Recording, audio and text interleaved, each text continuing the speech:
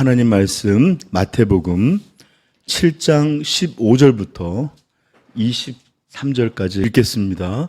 거짓 선지자들을 삼가라. 양의 옷을 입고 너희에게 나오나 속에는 노략질하는 일이라. 그들의 열매로 그들을 알지니 가시나무에서 포도를 또는 엉겅퀴에서 무화과를 따겠느냐. 이와 같이 좋은 나무마다 아름다운 열매를 맺고 못된 나무가 나쁜 열매를 맺나니 나무가 나쁜 열매를 맺을 수 없고 못된 나무가 아름다운 열매를 맺을 수 없느니라. 아름다운 열매를 맺지 아니하는 나무마다 찍혀 불에 던져지느니라. 이러므로 그들의 열매로 그들을 알리라. 나더러 주여 주여 하는 자마다 다 천국에 들어갈 것이 아니요 다만 하늘에 계신 내 아버지의 뜻대로 행하는 자라야 들어가리라. 그날에 많은 사람이 나더러 이르되 주여 주여 우리가 주의 이름으로 선지자 노릇하며 주의 이름으로 귀신을 쫓아내며 주의 이름으로 많은 권능을 행하지 아니하였나이까 하리니 그때 내가 그들에게 밝히 말하되 내가 너희를 도무지 알지 못하니 불법을 행하는 자들아 내게서 떠나가라 하리라. 아멘. 자, 오늘은 참된 열매들이라는 첫 번째 시간으로 이제부터 저는 간략하게 구원받은 참된 성도들의 열매들은 어떤 것인지를 살펴보려고 합니다. 그 전에 짧게 이 열매에 관련해서 두 가지 언급을 시작하고 여러분들에게 이제 증거할 텐데, 첫째는 열매라고 부르는 분별의 기준에 대해서 잠깐만 우리 생각합시다. 여러분, 예수님은 참된 선지자와 아닌, 그리고 이런 것들을 구별하는 기준으로 우리에게 주신 게 뭐예요? 열매를 봐라, 열매를 봐서 알라고 그랬죠? 열매가 분별의 기준입니다. 열매가 분별의 기준이다. 이거 꼭 기억하세요. 여러분, 열매라는 것은 어떤 것 한 번에 아주 반짝한다고 생기나요? 일시적이거나 또는 이례적인 것으로 열매가 절대 맺어지지 않습니다. 아무리 귀하고 좋은 열매를 할지라도 이것은 시간이 걸리고 자라는 과정이 있고 이런 것이지 한 번에 무언가 물을 대단히 주고 24시간 햇빛 줬다고 해서 열매 맺혀지지 않아요. 열매는 의미하는 바가 이겁니다. 꾸준하고, 열매를 맺는 일이 어떻게 되죠? 꾸준하고 지속적으로 자라야만 열매가 맺어져요. 이해하시겠습니까? 그러므로 신앙의 표준은 이례적이고 일시적인 것에서가 아니라 참된 신앙의 지표는 이례적이고 일시적인 것, 어떤 체험이든지 경험이나 또는 어떤 순간에 이루어진 어떤 이런 것들로서가 아니라 꾸준하고 지속적으로, 저기다 여기다 영속적이라는 말이 더 맞아요. 신학적으로는 이 거듭남의 변화는 중단이 있을 수 없고요. 이 변화는 꾸준하고 지속적일 뿐만 아니라 한 번 변화는 영원한 지속성을 갖고 있습니다. 그래서 이렇게 이루어지는 것으로 우리에게 참된 분별의 기준이 참된 것이 거짓된 것이 알려진다라는 것을 여러분 반드시 기억해야 돼요. 이해하셨죠? 자, 지금 내 삶에서 일어나고 있는 이런 것들, 이거 다 열매들이에요. 열매들 다른 거 아닙니다. 지금 내 삶을 이루고 있는 모든 것들, 이 삶의 열매들이 말하는 겁니다. 내가 그때 경험했던 이 거듭남의 체험이 진짜였는지 아닌지는 그때 걸로 알려지는 게 아니에요. 지금의 내가 이루어져 있는 지금의 모습으로 알려지는 겁니다. 내가 진짜 구원받고 거듭난 것인지를 알려주는 것은 어떤 일들이 뭐가 있었느냐가 아니라 지금 내가 어떤 것들이 내 삶의 구성 요소로 이루어져 있는가, 이것을 통해서 드러나게 된다, 이 말이에요. 그러므로 오늘 말씀들을 들으실 때 자신을 잘 성찰하고 분별해 볼 수 있는 기회가 되길 바랍니다. 여러분, 이거 제가 이렇게 설교하고 나면 또 이 주제에 관해서 길게 할 수 있겠어요, 그렇죠? 지금 벌써 몇 주예요, 그죠? 한 2달은 들었을 겁니다. 그러니까 여러분 잘 분별하십시오. 둘째, 분별의 대상에 대해서 좀 전에 분별의 기준으로서 열매, 지금 분별의 대상에 대해서 말씀드릴 텐데 오늘 본문의 말씀 속에는 거짓 선지자들에 대한 얘기가 나와 있지만 이것은 거짓 선지자들에 대한 이야기만이 아니라 우리 자신의 모습으로도 같이 보고 이해하셔야 된다. 제가 그랬죠?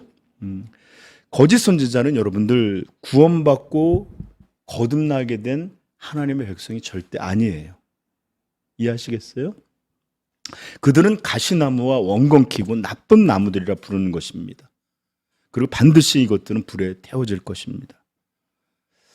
이것은 거짓 선지자뿐만 아니라 모든 인생들에게도 동일한 이게 적용됐는데 오늘 본문에 등장하는 참 신앙의 이런 지표들은 우리 평범한 지도자들이나 어떤 말씀을 전하는 선지자들이 되는 것뿐만 아니라 모든 인생들, 모든 성도들에게 동일하게 전혀 다른 어떤 것이 아니라 동일하게 살펴보게 되는 기준이 되는 거예요.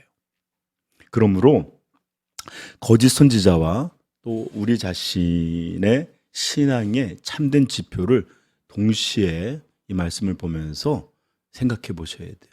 나는 어디 가서 내가 거짓 선지자 노릇을 하지 않지만 저들과 본질이 같은 자는 아닐까. 이런 것들에 대해서 여러분 여겨보시면서 살펴보기를 부탁드립니다. 자, 이제 본격적으로 참된 열매들에 대해서 증거할 텐데 이 열매라고 하는 것은 여러분들 좀 이따 더 설명을 하겠지만 구체적으로 어떤 것이 아니에요. 어떠한 것들의 어떤 특성들이 있는가라는 것이 바로 오늘 우리가 살펴볼 열매들이에요. 자, 구원받은 참된 표지, 구원받은 성도의 참된 열매들에는 어떤 특성이 있는가? 그 첫 번째는 바로 거룩입니다. 거룩. 자, 오늘 16절서부터 우리 한번 18절까지 한번 읽어볼까요? 그들의 열매로 그들을 알지니 가시나무에서 포도를 또는 엉겅퀴에서 무화과를 따겠느냐? 이와 같이 좋은 나무마다 아름다운 열매를 맺고 못된 나무가 나쁜 열매를 맺나니 좋은 나무가 나쁜 열매를 맺을 수 없고 못된 나무가 아름다운 열매를 맺을 수 없는 자연의 진리를 통해서 영적 진리를 설명해 줬어요. 그러므로 그들이 그 열매로 그들을 알리라. 자, 예수님이 들려주신 가장 중요한 지금 열매의 일반적인 얘기를 한 거예요. 그렇죠? 그러면서 예수님이 그들의 열매로 그들을 알게 된다 할 때 그 열매의 특성이 어디에 나옵니까? 21절에 나와요. 읽어봅시다. 시작. 나더러 주여 주여 하는 자마다 다 천국에 들어갈 것이 아니요 다만 하늘에 계신 내 아버지의 뜻대로 행하는 자라야 들어가리라. 그죠? 아버지의 뜻. 여러분, 하나님의 뜻은 저 좀 보세요. 오늘날 현대 그리스도인들이 하나님의 뜻을 자기가 선택적으로 여길 것으로 여기는 시대가 되어버렸어요. 그래서 어떤 것은 따르고 어떤 것은 따르지 않고 어떤 것은 중요하고 이걸 다 자기가 결정해요. 마치 선악을 분별하는 일을 자기가 하는 선악가인 것처럼 그렇게 행동을 해요. 그러나 사무엘상 15장 22절부터 23절에 보면 얼마나 이런 것이 하나님의 뜻을 따라 순종하는 것이 중요한지 이렇게 말씀해 주셨어요. 사무엘을 통해서 사무엘이 이르되 여호와께서 번제와 다른 제사를 그의 목소리를 청종하는 것을 좋아하신 같이 좋아하시겠나이까? 즉 번제보다 제사보다 청종하고 순종하는 걸 좋아하신다는 거예요. 순종이 제사보다 낫고 듣는 것이 수양의 기름보다 나으니 이는 거역하는 것은 점치는 죄와 같고 완고한 것은 사신 우상에게 전하는 죄와 같음이라. 왕이 여호와의 말씀, 명령이란 말씀이겠죠. 말씀을 버렸으므로 여호와께서도 왕을 버려 왕이 되지 못하게 하셨나이다. 여러분, 하나님이 우리에게 말씀하심은 절대적인 권위를 갖고 반드시 순종해야 되는 것입니다. 예수님도 계속해서 자신의 사역을 말씀하실 때 어떻게 했냐? 나는 내 뜻을 행하기 위해서 온 것이 아니라 아버지의 뜻, 아버지의 말, 아버지를 나타내기 위해 오셨다. 이런 그리고 아버지의 뜻대로 행하고 있다라고 여러분 계속해서 강조하셨어요. 여러분 신앙이란 여러 가지로 정의할 수 있지만 신앙이란 내 뜻이 아닌 아버지의 뜻에 따라 사는 것을 말하는 것입니다. 이게 예수를 주로 섬긴다는 의미예요. 아버지의 뜻을 따라 살아가는 것, 이게 바로 신앙이에요. 그래서 존 메가더 같은 분은 어떻게 우리가 구원받음을 확신할 수 있습니까? 무엇으로 알 수 있습니까? 라고 할 때 그는 세 번째 것으로 순종하는 것을 통해서 할 수 있다. 그렇지 않겠어요? 그렇죠? 왜 안 그러겠어요? 그래요, 여러분들. 그러므로 여러분 하나님의 뜻, 하나님의 명령, 하나님의 말씀에 순종하는 거 정말 중요해요. 자, 그렇다면 물어봅시다. 예수님께서도 나더러 주여 주여 하는 자마다 다 천국에 들어갈 것이 아니요 다만 오직 하늘에 계신 내 아버지의 뜻대로 행하는 자라에 들어가리라. 그랬더니 그들이 뭐라고 대답을 하죠? 네, 여기 한번 22절. 그 날에 많은 사람이 나더러 이르되 주여 주여, 우리가 이름만 주예요. 이름으로 선지자 노릇하며 주의 이름으로 귀신을 쫓아내며 주의 이름으로 많은 권능을 행하지 아니하였나이까. 여러분 은사, 종교적인 것, 수많은 어떤 이런 봉사, 이런 거 아무것도 중요한 거 아니에요. 네? 중요한 건 진짜로 하나님의 뜻대로 행하느냐가 중요한 거예요.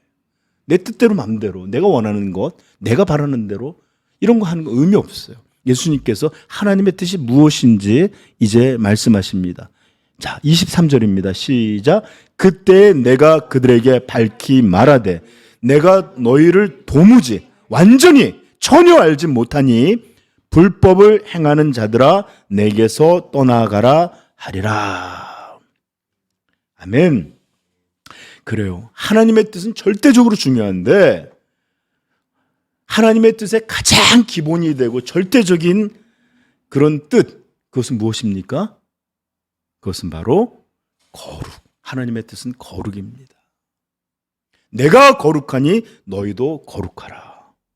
이것은 성경에서 성도가 어떻게, 하나님의 백성이 어떻게 살아야 되는지를 알려주는 가장 중요한 성경 구절 중에 하나예요.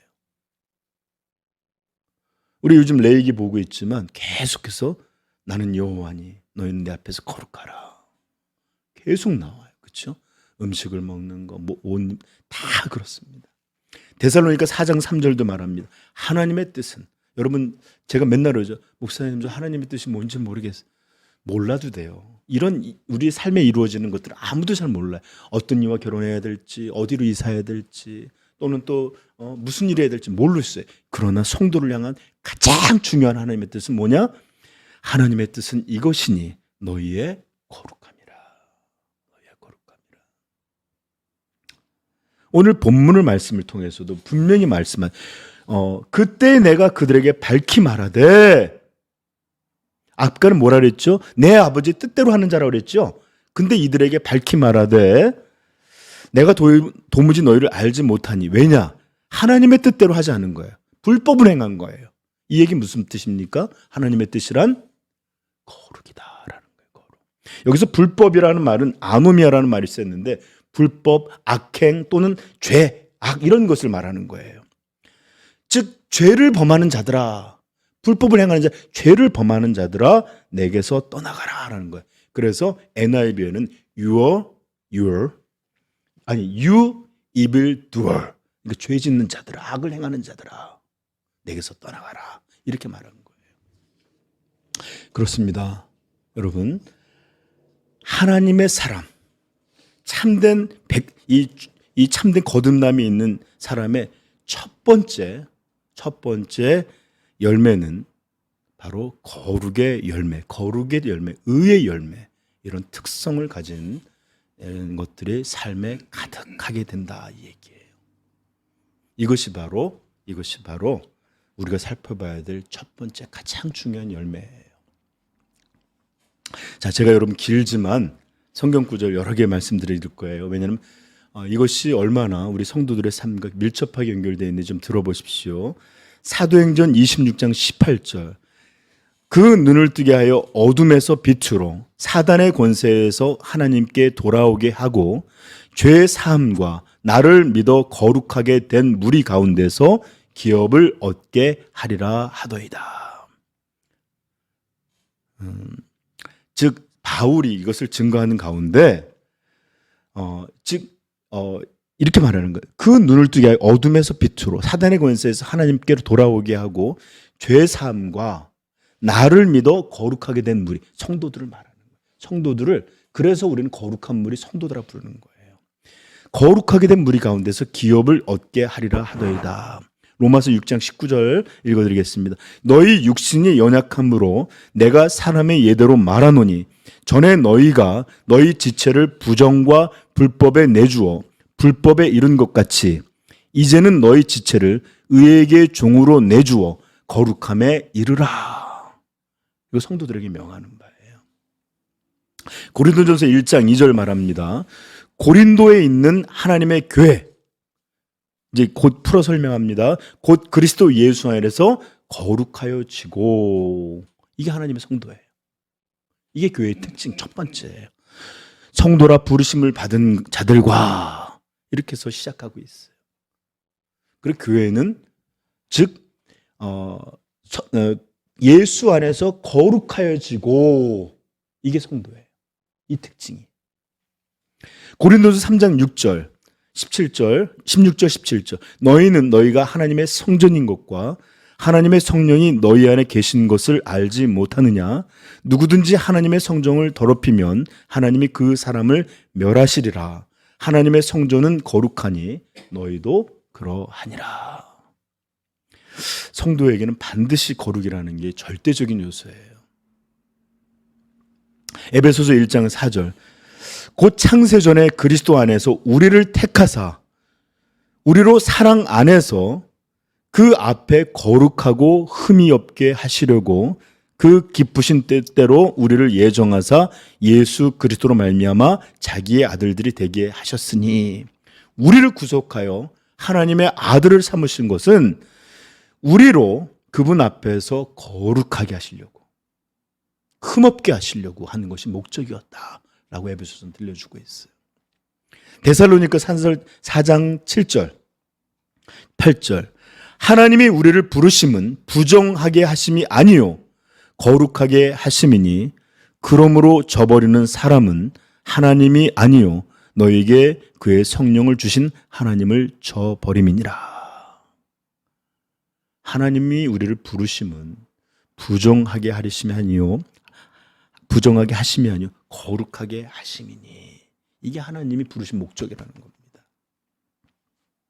히브리서 13장 12절 그러므로 예수도 자기 피로써 백성을 거룩하게 하려고 성문 밖에서 고난을 받으셨느니라.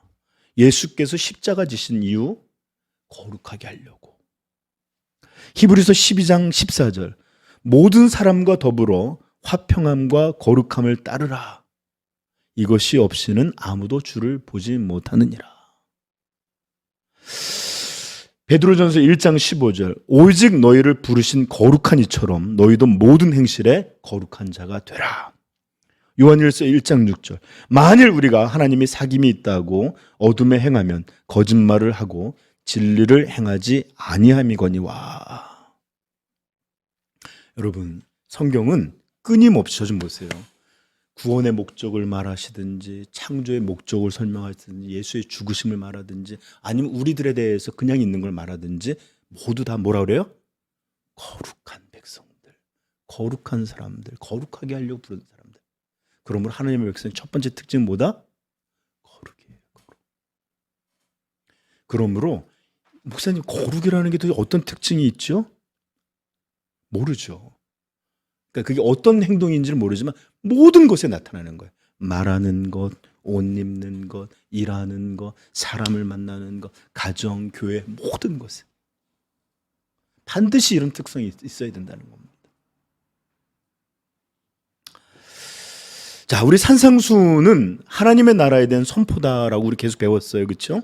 근데 이 하나님의 나라의 특징을, 산상수는 하나님의 나라에 대한 선포인데 이 하나님의 나라는 어떤 나라다라고 그랬죠? 제가 계속 의의 나라를 선포하고 있는 거예요. 의의 나라. 산상수훈 시작부터 한번 살펴볼까요? 자, 5장 6절 읽어봅시다. 읽겠습니다. 의에 줄이고 목마른 자들은 복이 있나니 저희가 배부를 것이며. 10절 의를 위하여 박해를 받는 자는 복이 있나니 천국이 그들의 것임이라. 16절 이같이 너희 빛이 사람 앞에 비치게 하여 그들로 너희 착한 행실을 보고 하늘에 계신 너희 아버지께 영광을 돌리게 하라. 20절입니다. 내가 너희에게 이르노니, 여러분 착한 행실 뭐죠? 의로운 행동을 말하는 거예요. 의로운 거. 자, 20절입니다. 내가 너희에게 이르노니 너희 의가 서기관과 바리새인보다 더 낫지 못하면 결코 천국에 들어가지 못하리라. 그죠? 48절에 이 결론적으로 이제 우리 쭉 어떤 것을 설명하고 난 다음에 노하지 말라, 뭐 예를 들어서 뭐 간음하지 말라, 맹세하지 말라, 악한 자를 대적하지 말라 하는 다음에 이 48절에 결론적으로 하는 말이 뭐죠? 그러므로 하늘에 계신 너희 아버지의 온전하심과 같이, 너희 아버지의 의로우심과 같이 너희도 의로워하라, 이 얘기예요. 6장 1절. 이제 6장에 나오는 것들이 이제 구제, 금식, 기도 이런 거 나오거든요. 그게 무엇을 위한 말씀인지 6장 1절에 나옵니다. 시작. 사람에게 보이려고 그들 앞에서 너희 의를 행하지 않도록 주의하라. 여전히 관심은 의에 대한 거예요. 그렇지 아니하면 하늘에 계신 너희 아버지께 상을 받지 못하느니라.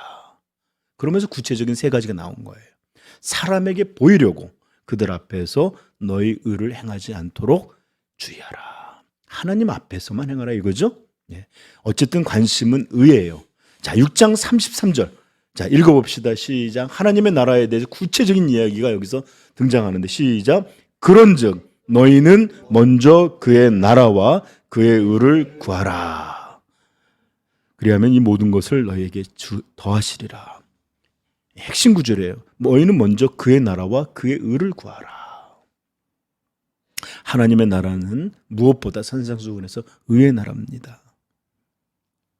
그리고 의의 모습을 7장 12절에 모든 것을 이제 정리하면서 이렇게 말합니다. 그러므로 무엇이든지 남에게 대접을 받고자 하는 대로 너희도 남을 대접하라. 이것이 율법이요 선지자 아니라. 자, 그리고 오늘 본문에서도 열매들이 나오죠. 그죠? 오늘 읽었던 본문 7장에 나오는 15절에서부터 23절. 그 열매들은 예수님의 말씀에 따르면 여기 보시면 하나님의 뜻대로 행하는 자라에 들어간다 그랬죠? 그 하나님의 뜻은 뭡니까? 예?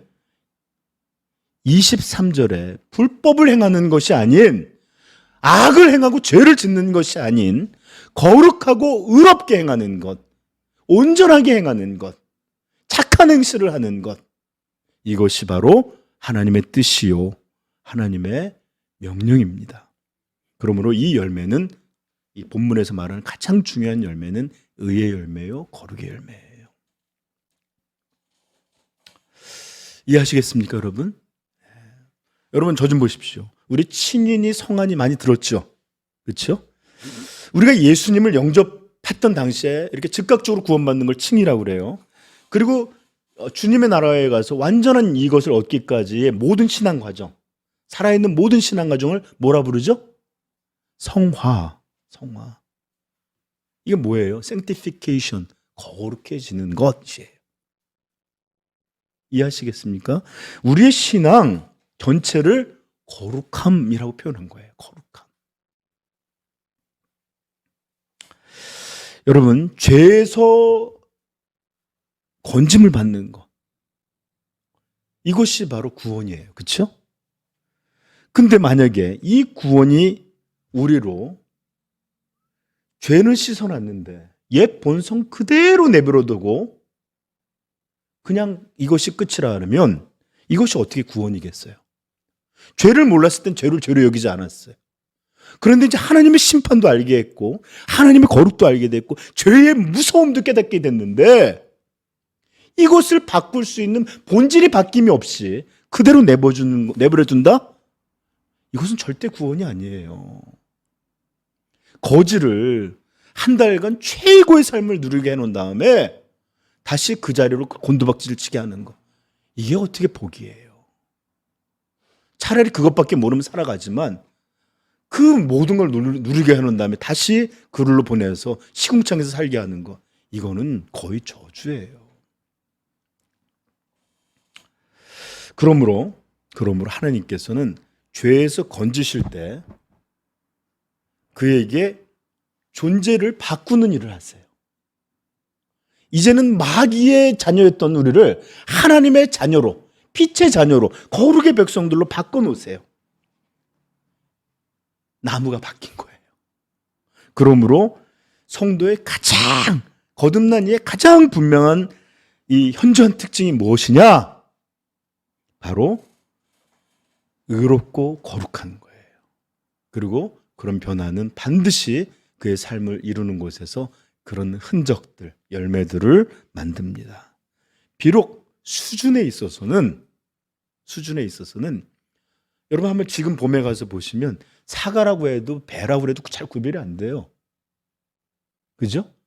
왜냐하면 뭔가 맺혀지긴 맺혀지는데, 그죠?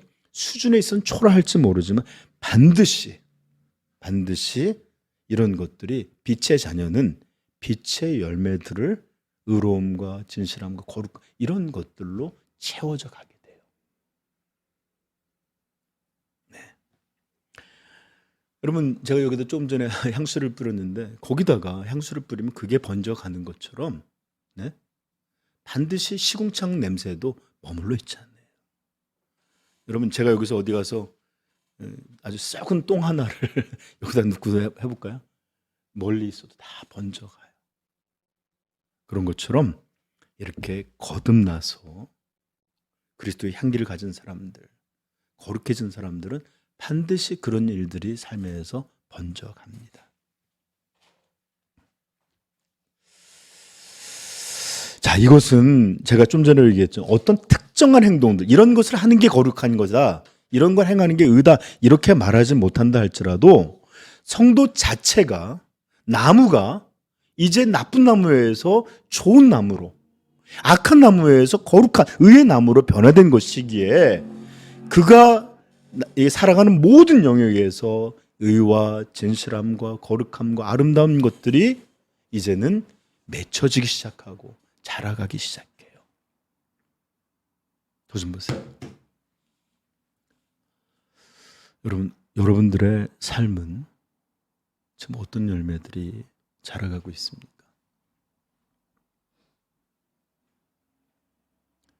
다시 한번 말씀드립니다. 예수님께서 말씀하셨어요. 가시나무에서 포도를, 엉겅퀴에서 무화과를 따겠느냐.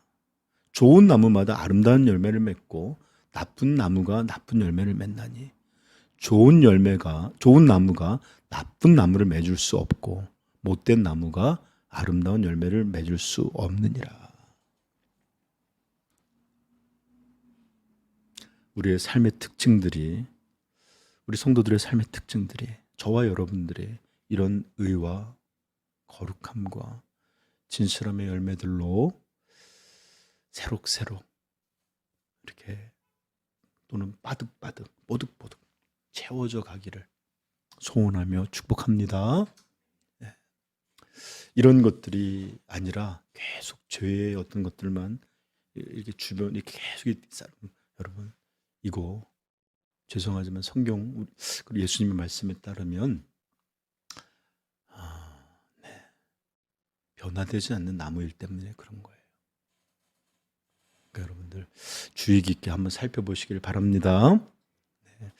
자, 이제 신앙인의 참된 신앙인의 참된 증거 두 번째는 어떤 것이냐?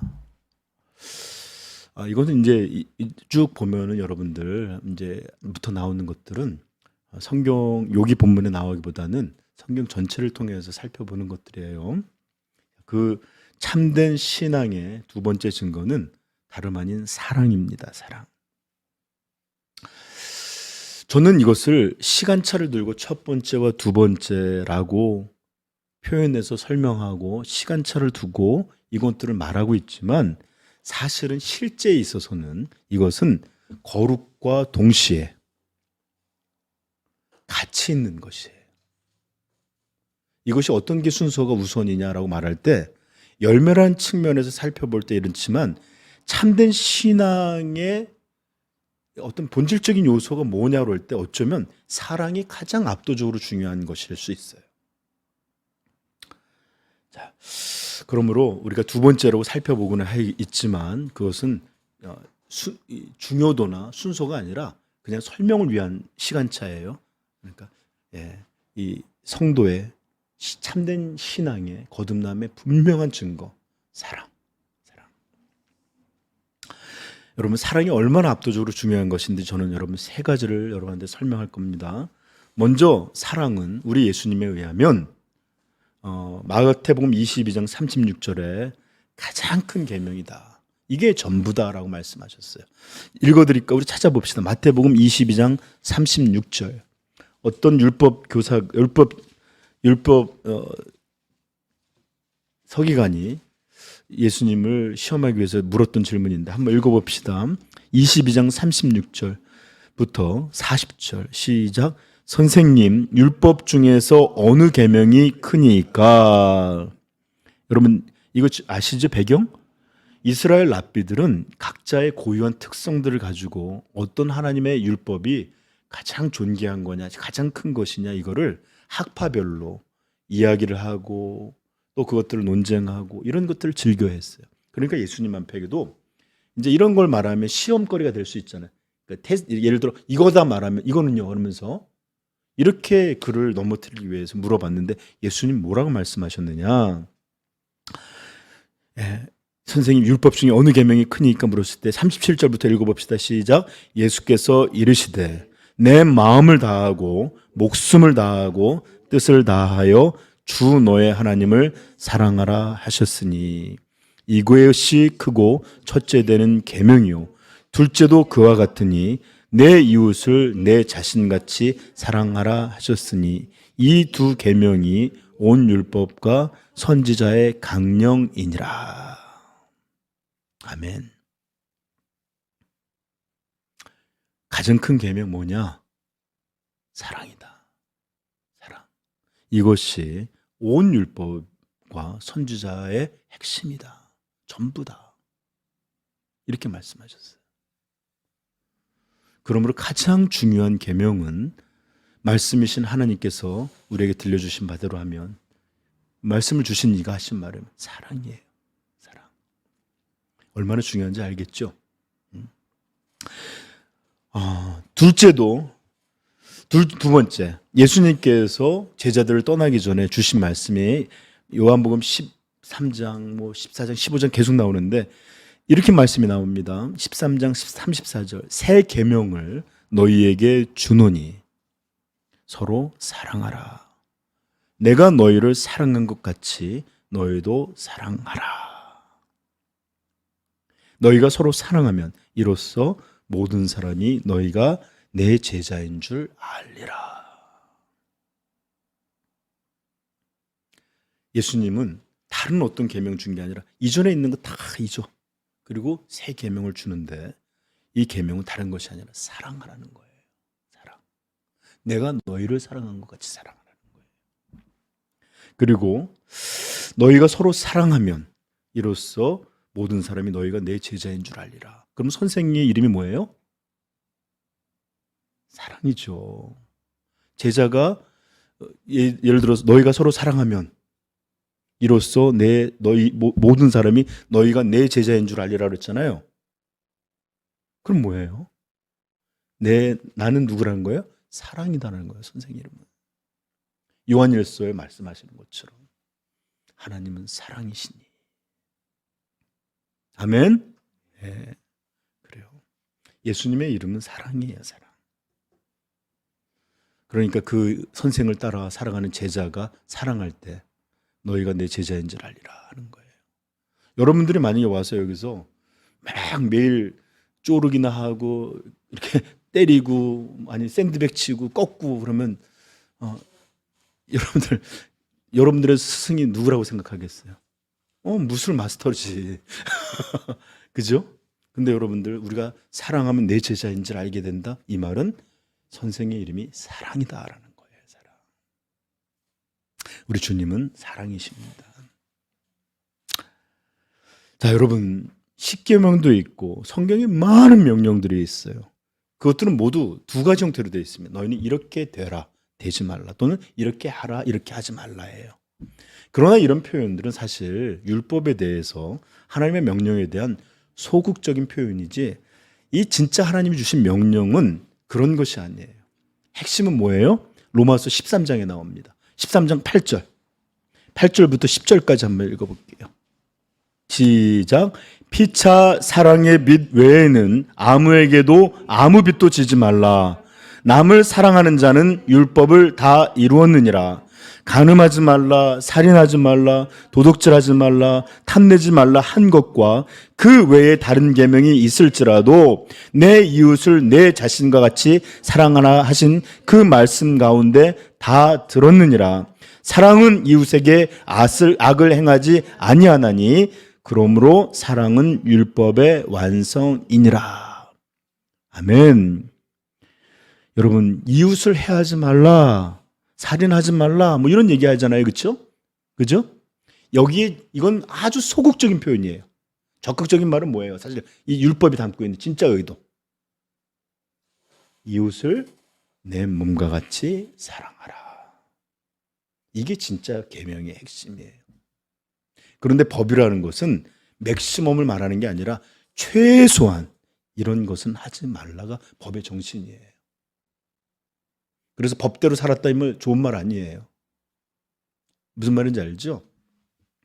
진짜 하나님의 의도, 하나님의 법, 하나님이 주신 계명은 서로 사랑하라예요. 자, 보십시오. 첫째 계명, 둘째 계명도 사랑, 그 다음에 예수님의 세 계명도 사랑, 율법의 완성도 사랑. 그렇죠? 사랑이 얼마나 중요한 것인지 여러분 이해하시겠죠? 네. 자, 우리 조금 더 살펴보십시다. 네. 예수님의 말씀에는 이 예수님이 말씀하신 이래요. 예수께서 이르시되 내 마음을 다하고 목숨을 다하고 뜻을 다하여 주 너의 하나님을 사랑하라 하셨으니 이것이 크고 첫째 되는 계명이요. 둘째도 그와 같으니 내 이웃을 내 자신과 같이 사랑하라 하셨으니. 이 두 계명이 온 율법과 선지자의 강령이다라고 말씀하셨어요.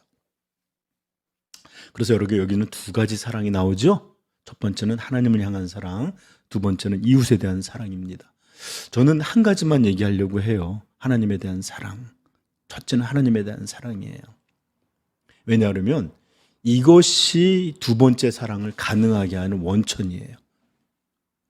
구원받은 성도가 가장 현저하게 드러난 특징이 뭐냐?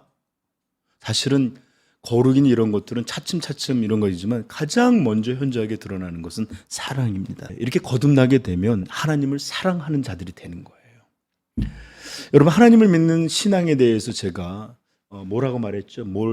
어떤 교리를 믿고 어떤 것을 행하고 이런 게 아니라 성경이 말하는 참된 신앙이란 바로 하나님과의 사귐이다라고 그랬죠? 그럼 물어봅시다. 사귐의 본질이 뭘까요? 사랑입니다.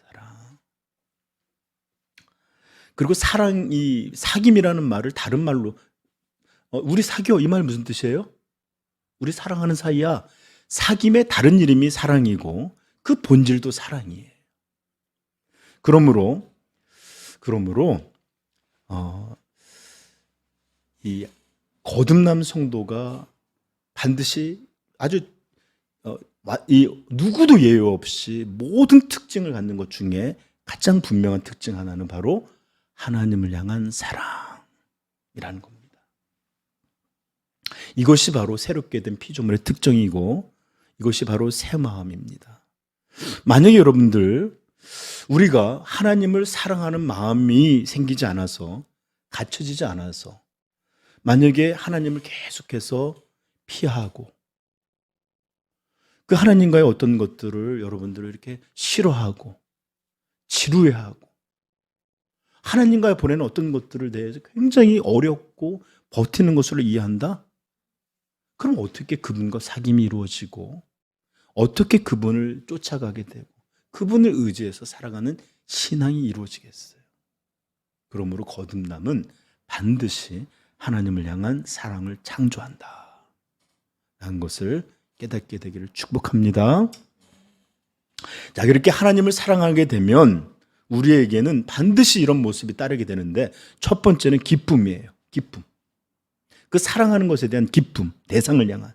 여러분, 거듭났음에도 불구하고 하나님을 정말로 참되게 기뻐하고 그분을 아는 것이 좋고 그분과 함께하는 것이 너무 즐겁고 그분을 말하는 것이나 그분을 말하는 것을 듣는 것이나 또 내가 그분에 대해서 말하는 것이나 이런 것이 너무 좋고 행복하지 않다. 이러면 잘 들으세요. 절대로 구원받은 백성 아니에요. 절대로. 오히려 정말로 하나님의 백성들은 좀 그만해 할 정도로 자꾸 그 얘기만 하려고 들어요. 네. 왜 그럴까요? 사람은 마음에서 사랑의 불꽃이 있는 것들에 대해서 말하고 싶고 생각하고 이렇게 되기 때문에 그래요. 그리고 이렇게 하나님에 대한 참된 기쁨, 그분을 배우는 것이 좋고 그분과 함께하는 것이 좋고 그분에 대해서 듣는 것이 좋고 또 그분에 대해서 말하는 게 다 너무 좋다. 이런 것들 뿐만 아니라 이 기쁨은 이런 하나님에 대한 것뿐만 아니라 그분과 관련된 모든 것을 기뻐하게 됩니다. 여러분, 우리 속담에 마누라가 이쁘면 처갓집 기둥에도 절한다고 그런 말이 있죠. 진짜예요. 진짜. 여러분, 남편이 처갓집에 잘하지 않으면서 당신 사랑이 거짓말이에요. 왜 여기 대식구노밖에 없는데 다 쳐다보네. 여러분, 그래서 하나님과 관련된 모든 활동들이 좋아져요. 여러분 보십시오. 예전에 어떤 선생님을 사모하게 되면 그 수업도 열심히 해. 그 선생님에게 우유라도 하나 놓고 싶어. 또 그 선생님 뭘 어떻게 모든 게 관심을 갖잖아요. 그렇죠? 뭘 좋아하는지, 누구하고 친한지 이런 거 다 관심을 갖게 됩니다. 그러므로 우리가 하나님을 사랑하게 되면 기쁨이 오는데 사랑한 대상에 대해서 그래서 그와 관련된 모든 것이 좋아져요. 그래서 말씀도 사랑하게 되는 거예요. 왜? 하나님의 말씀이니까. 그래서 읽는 것이 좋고 그 듣는 것이 좋고 배우는 것에서 설명할 수 없는 기쁨이 있어요. 이것은 영화를 보는 기쁨하고 또 달라요. 뭔가 재밌는 일을 하는 것과 달라요. 속에서부터 뭔가 환한 느낌의 기쁨이 와요. 그리고 예배를 드리는 것이 기쁩니다. 이전에는 그렇게 나오는 것이 힘들고 버티고 그랬는데 이 하나님을 사랑하게 되면 그분께 예배 드리는 것, 찬양하는 것 모든 게 다 좋아져요. 그래서 여기 안에서 같이 있는 것이 좋아서 행복함을 누리고 찬양도 어쩜 이렇게 달콤하고 그렇게 지루하던 설교들도 쏙쏙 들어오면서 또 들려주시오, 또 말해주시오 이런 이야기들이 생각이 들어요. 그래서 예배 드림이 기쁨됩니다 이런 찬양도 부르면 예전에는 그냥 찬송인가든 아멘 아멘 하게 되고 뿐만 아니라 교회에 오는 것이 즐거워져요. 여러분, 하나님의 교회, 다윗 같은 경우는 내가 주의 악인의 궁정에 천일인 것보다 하나님의 집에서 하나님의 장막에 머무는 걸 더 좋아한다고 그러잖아요. 그렇죠? 사모하게 돼요. 아이들 같은 경우 막 엄마 언제 교회 가? 또 언제 가? 묻게 돼요. 좋아하는 거예요, 전부. 이렇게 만나서 믿음의 지체들과 웃고 떠드는 것도 즐겁고 식사하는 것도 즐겁고 다 좋아져요. 여러분, 교회 가는 게 막 힘들고 예배 드리는 거 이번 주에 또 수요일 있었지 금요일도 또 있었지 이렇게 느껴지는 거 여러분 미안한 얘기지만 진짜 하나님의 사람인지는 모르겠어요. 그런 특징이 이런 게 가능한지 아닌지는 모르겠지만 분명한 건 문제 있는 거예요. 그가 거듭난 사람이라 할지라도 이런 상태는 절대로 하나님과의 사귐, 사랑 이런 것들이 다 끝나서 흔적만 남은 사람들이에요. 여러분, 이런 것만 좋아하는 게 아니에요. 헌신하는 것도 즐거워합니다. 저는 어릴 거 예수님 믿고서 제가 교회 청소하는 것들 한 번도 싫어해 본 적이 없어요. 정말로 예수님에 대해서, 신앙에 대해서 아무것도 모를 때부터 제가 처음 했던 게 염산 사들고, 우리 동네에서 방배동까지 가서 비누 사들고, 토요일 날 아무도 없을 때 가서 그렇게 빡빡 하는데 왜 그게 좋아요? 그 이후로 제가 청소하는 것들 진짜로 여러분들, 이것들 진짜 성도들이 다 해야 될 건데 이런 적이 없어요. 진짜 행복해요. 좋아요. 그러니까 여러분, 여러분들이 뺏지 않으셔도 제가 기쁘게 하니까. 그래서 시편 110편 3절에 이러는 겁니다. 주의 권능의 날에 주의 백성이 거룩한 옷을 입고 즐거이 헌신하니 새벽 이슬 같은 주의 청년들이 주께 나오는도다. 하나님을 사랑하는 자, 뭔가 그에게 드려주고 싶어요. 그를 위해 살고 싶어요. 이게 사랑의 특징이에요. 그리고 심지어는 우리가 끔찍히도 아끼고 사랑하는 재물에 대해서도 그 절대적인 권력이 부서져 버려요. 그러니까 예수 그리스도 영접하고 초대교회에서 아무도 자기 것으로 하지 않고, 여러분 목숨 우리 알잖아요. 돈 때문에 목숨들 왔다 갔다 하잖아요. 그런데 이런 이 재물의 절대적인 권력이 깨지면 절대적인 사랑이 부서져 버린 거예요. 더 큰 사랑에 의해서. 그래서 성전 건축을 위해서 모세가 너희 금고를 빼오라 그랬더니 나중에 너무 많아져서 그만 갖고 와라. 다윗 때도 그랬고, 사사기 때도. 여러분, 이렇게 너무 많이 갖고 와서 감당이 안 될 정도로 주님 앞에 뭔가를 드리고 싶어요. 우리도 그렇죠? 네? 다음 주 지갑 좀.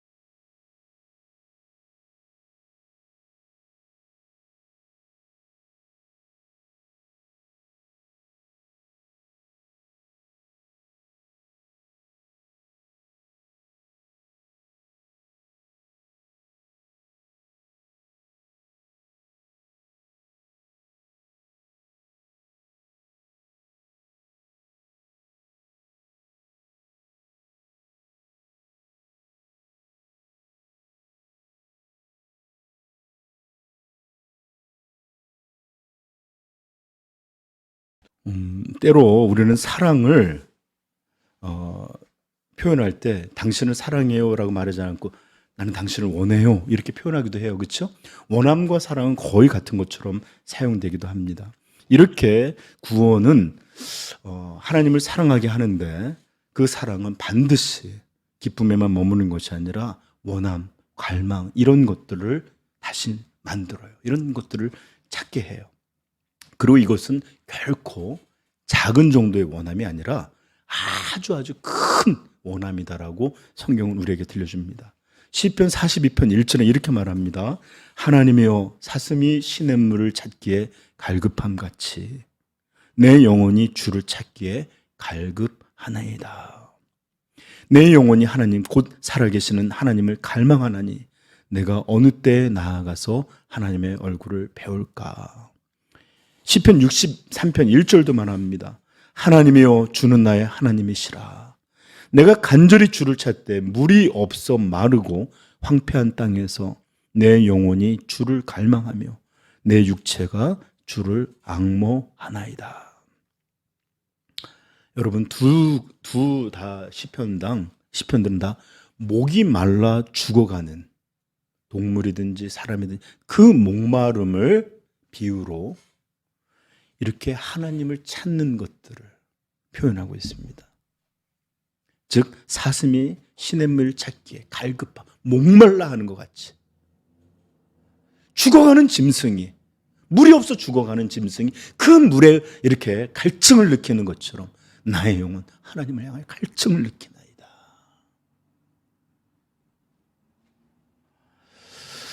여러분 이렇게 이런 죽어가는 목마름으로 표현할 만큼 하나님을 원하고 갈망하는 것, 이것이 얼마나 큰 것인지 시인은 표현하고 있어요.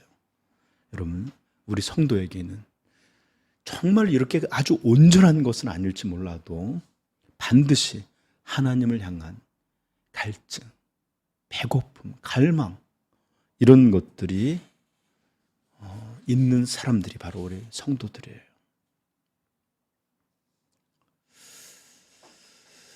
이제 여러분들 말씀을 좀 맺히면서 저는 우리에게 저 자신과 여러분에게 묻고 싶습니다. 사랑하는 우리 삼위영광 성도들은 하나님을 사랑하는가? 정말로 이렇게 하나님을 기뻐하고 그분을 향한 이런 갈급함이 우리에게 있는가? 우리 삶에는 이런 특징들을 닮은 삶의 모양들이 정말로 열매로 자리 잡고 있는가? 여러분 한번 보십시다. 우리들의 예배,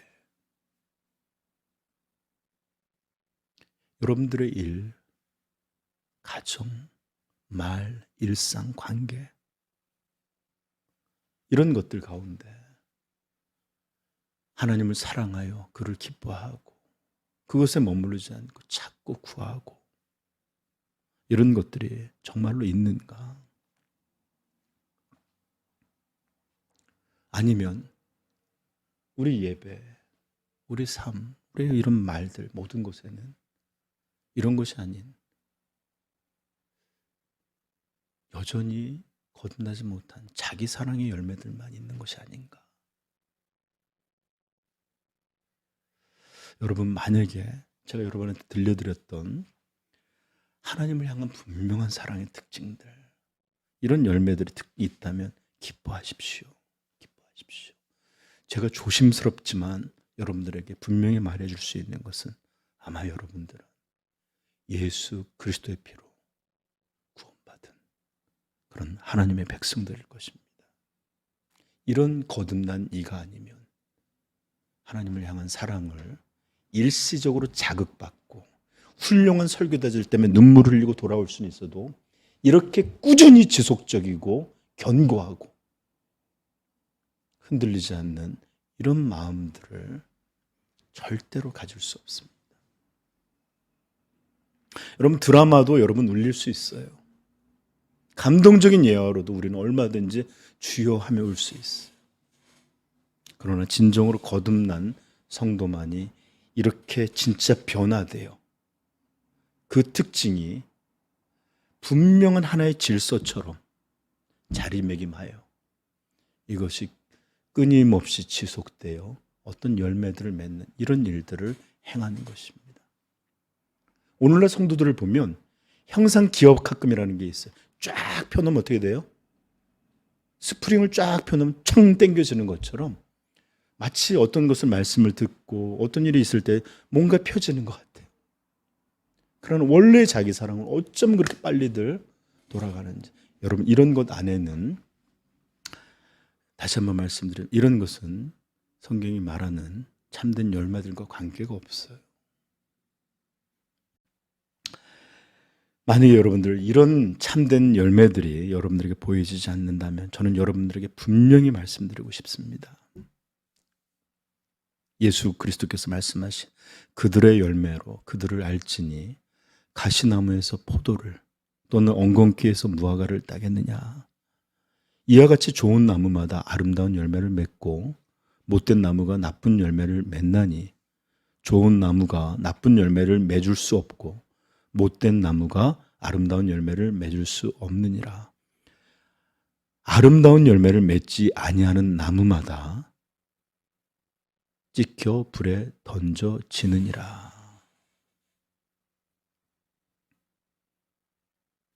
여러분, 아름다운 열매는 일시적으로 한두 번 나오는 게 아니에요. 존재의 변화가 만든 것입니다. 바뀐 나무가 돼야지만 나오는 것들이에요. 그러므로 그들의 열매로 그들을 알리라. 오늘 여러분들, 저는 여러분들에게 두 가지를 전했어요. 두 가지만.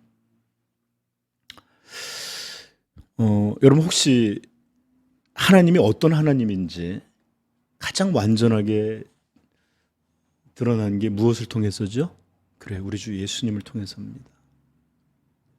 그저 선지자들과 또는 이런 사람들 통해서 들려줬던 이야기가 아니라 예수 그리스도 안에서 완전하게 하나님은 드러나셨고, 그리고 다른 어떤 것이 아니라 예수 그리스도의 십자가야말로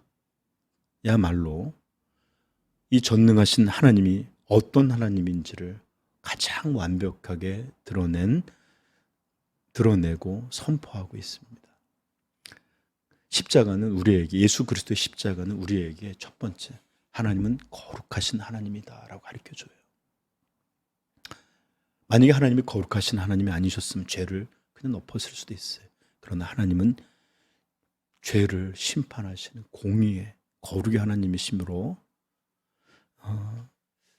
아들 안에서 죄를 죽음으로 심판하시는 그런 거룩과 공의의 하나님이십니다. 아들에게도 죄가 얹어졌을 때 그것들 넘기시는 하나님이 아니라 진멸하여 심판하시는 거룩한 하나님이시다라는 거예요. 그리고 또 십자가는 우리에게 하나님이 어떤 하나님이신지를 보여주는데, 하나님은 거룩하신 분이다 뿐만 아니라 하나님은 사랑의 분이시다라는 것을 보여줍니다. 그러하기에 독생자를 우리에게 주셔서 우리의 죽음을, 우리의 형벌을 대신 지게 하시고 아들의 피로써 우리를 용서하신 그런 용서의, 그런 사랑의 하나님이십니다. 그러므로 십자가는 하나님이 얼마나 거룩하신지, 얼마나 사랑의 하나님이신지를 보여줍니다. 여러분, 우리는 이런 하나님의 형상을 따라 새롭게 창조된, 옛것은 떠나보내고 새롭게 창조된 그런 피조물들입니다. 이제 우리는 하나님의 형상을 따라서 새로 태어났고 그분의 자녀가 되었습니다. 그리고 또 하나님께서는 우리에게 거룩한 영을 우리 안에서 두셔서 계속 우리로 하나님의 형상이 이루어져 가도록 우리에게 그분의 영을 주신 것입니다. 그러므로 성도는 어떤 존재인가? 가장 하나님을 닮은, 내가 거룩하니 너희도 거룩하라, 내가 사랑이니 너희도 사랑하라 하는 것처럼 우리 성도의 가장 중요한 모습, 거룩과 사랑입니다. 거룩과 사랑. 여러분, 어떤 나무든지 나쁜 나무는 나쁜 열매를, 좋은 나무는 좋은 열매를 맺는 것이 자연계의 진리이듯이 영적인 일에도 하나님의 자녀는 하나님의 모습을, 마귀의 자녀는 마귀의 모습을 보여주게 됩니다.